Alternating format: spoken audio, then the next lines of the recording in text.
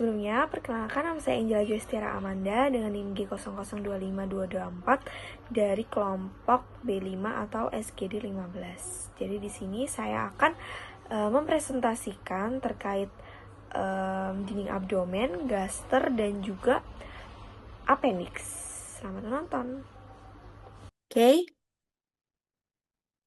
Yang pertama itu, jadi dinding abdomen itu terbagi menjadi dua. Ada yang anterolateral sama ada yang posterior. Kalau anterolateral itu dia em, da- dari anterior sama lateralnya. Jadi bagian depan sama bagian sampingnya.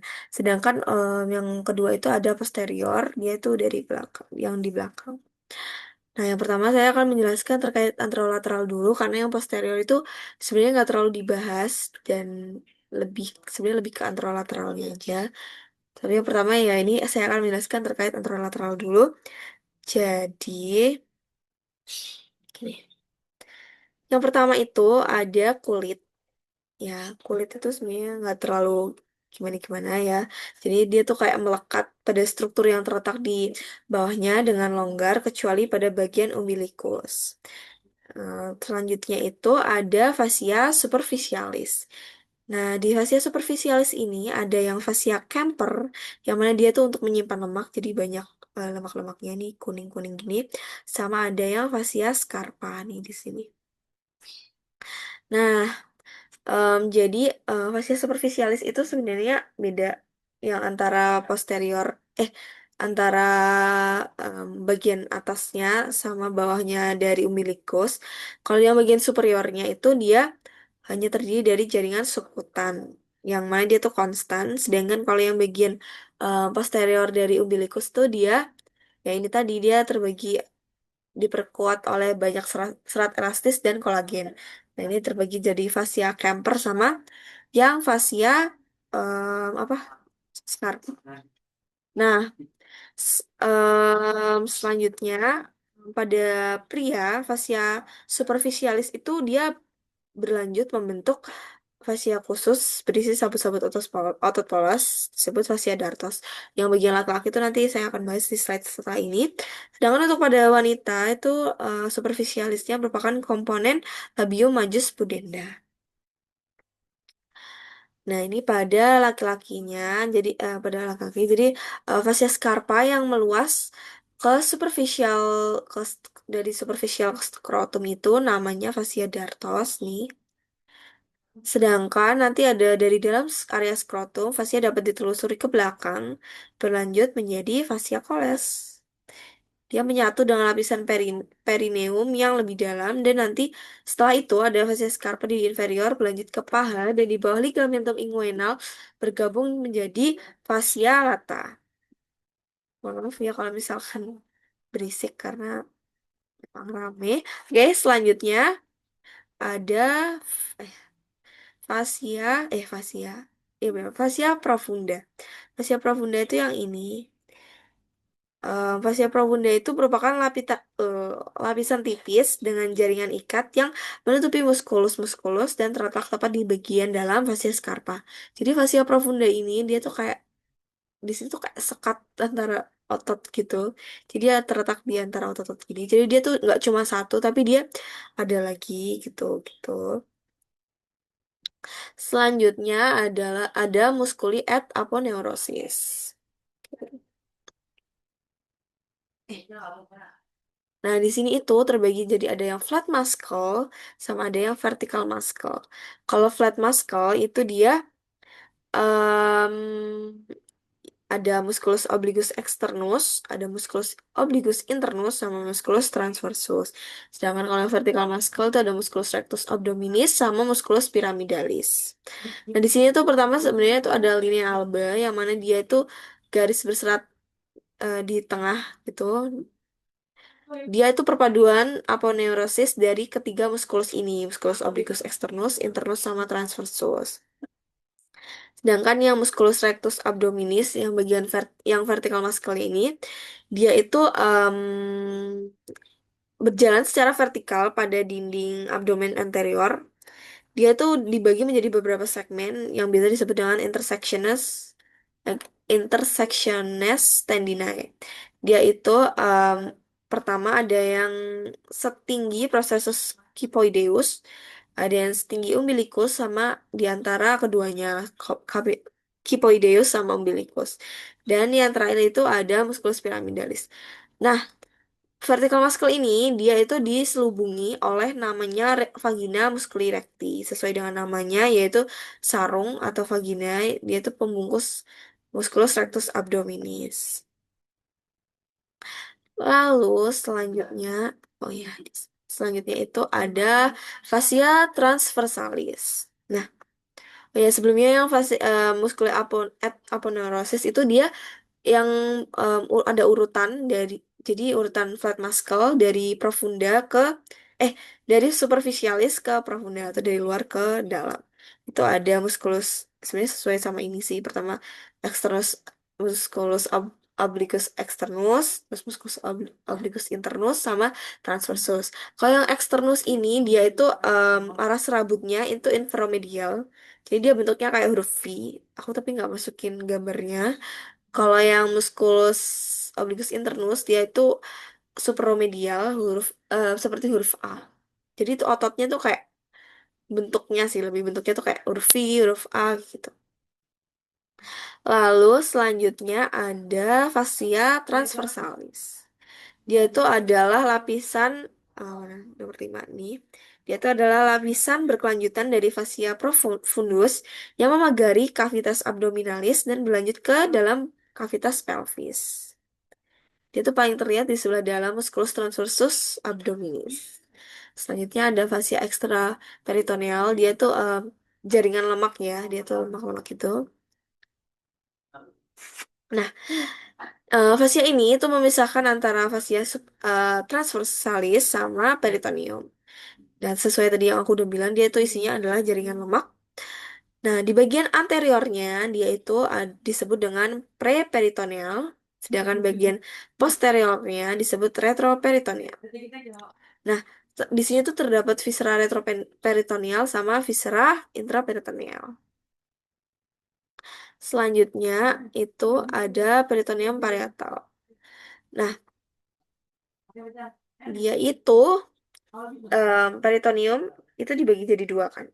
Ada yang parietal sama visceral. Kalau peritoneum parietal itu lapisan yang melapisi bagian dalam dinding abdomen dan dia tuh menjadi bagian dari dinding abdomen juga. Sedangkan kalau yang visceral dia tuh lapisan peritoneum yang melapisi langsung permukaan organ visceral abdominis, baik yang organ retroperitoneal maupun yang intraperitoneal. Untuk organ-organnya akan saya jelaskan setelah ini. Oke, jadi ini tuh ada kavum peritoneum minor yang warna biru, sedangkan ini ada kavum peritoneum mayor. Oke, ini ada gambarnya. Yang warna biru, ini peritoneum minor, kavum peritoneum minor yang merah ini yang mayor. Next, ini yang posterior. Yang aku udah bilang posterior itu sebenarnya nggak terlalu dijelasin juga, dan tapi sebenarnya kayak ya ya gitu mirip-mirip tapi nggak mirip juga sih. Jadi yang pertama itu ada kulit ya sama kayak tadi, terus ada fascia superficialis dorsi, terus ada musculus yang ketiga itu ada 4 lapisan. Pertama itu ada musculus latissimus dorsi ini, terus ada yang kedua lapisan kedua ada musculus obliquus externus abdominis, ada erector spinae, musculus longissimus dorsi, sama musculus serratus posterior inferior. Kalau yang ketiga ada musculus multifidus, musculus interspinal, sama musculus obliquus internus abdominis. Lalu yang terakhir ada lapisan yang keempat itu ada musculus quadratus luborum, sama ada iliopsoas, sama transversus abdominis. Lapisan selanjutnya ada ekstraperitoneal, sama dia itu berisi jadi ada jaringan lemaknya, sama yang terakhir peritoneum parietal. Lalu nah, tadi kan udah dibahas kayak baik intraperitoneal sama retroperitoneal. Nah, sebenarnya itu apa sih? Nah, organ intraperitoneal itu Dia sebuah organ yang mana seluruh permukaannya itu dilapisi oleh peritoneum. Jadi nih intraperitoneal, dia tuh organnya seluruhnya tuh dilapisi sama peritoneum. Em, Sedangkan kalau yang retroperitoneal itu dia tuh cuma bagian anteriornya aja yang dilapisi peritoneum, sedangkan posteriornya itu enggak nih.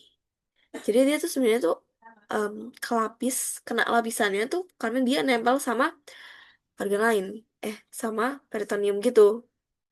Nah, untuk ngafalinnya itu sebenarnya lebih bisa ngafalin ke retroperitonealnya aja, yaitu set Parker. Jadi kalau misalkan gak ada di sini, berarti dia masuknya yang intraperitoneal. Set Parker itu ada apa aja sih? Ada suprarenal gland, ada aorta, ada duodenum, kecuali yang superior, per superior, ada pankreas, kecuali kaudanya, terus ada ureter, colon ascending, descending, kidney, esophagus, dan rectum. Nah, udah. Selanjutnya, saya akan menjelaskan terkait gaster. Nah, untuk gaster itu letaknya ada di regio epigastrium, sama ada di hipokondria sinistra. Nah, untuk anatomi dari gaster itu ada pars cardia, ada fundus, ada badannya atau korpus, sama ada pars pylorica. Nah, jadi kan gaster itu dia atasnya berhubungan dengan esofagus, sedangkan bagian bawahnya nanti akan menuju ke duodenum.